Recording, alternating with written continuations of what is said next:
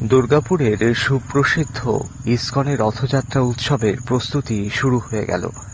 বেশ কয়েকদিন ধরেই চলছে জোর কদমে প্রস্তুতি।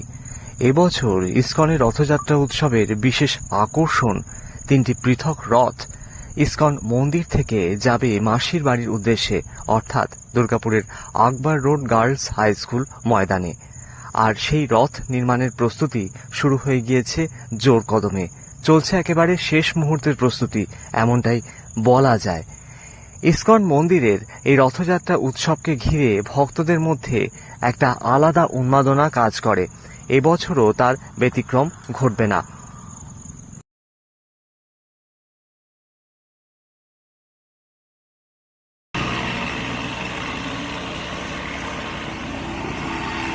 দুর্গাপুরের আকবর রোড গার্লস হাই স্কুল ময়দান করা হয়েছে গুন্ডিচা মন্দির। হ্যাঁ, জগন্নাথ, বলভদ্র এবং সুভদ্রাকে নিয়ে যাওয়া হবে এই মন্দির থেকে। সেখানে চলছে জোর কদমে প্রস্তুতি।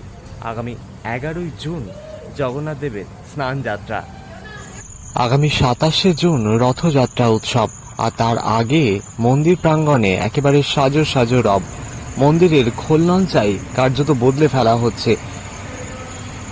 স্নান যাত্রা উৎসব উপলক্ষে সাজিয়ে তোলা হচ্ছে মন্দিরের ভেতরের অংশ এবং মন্দির প্রাঙ্গণ।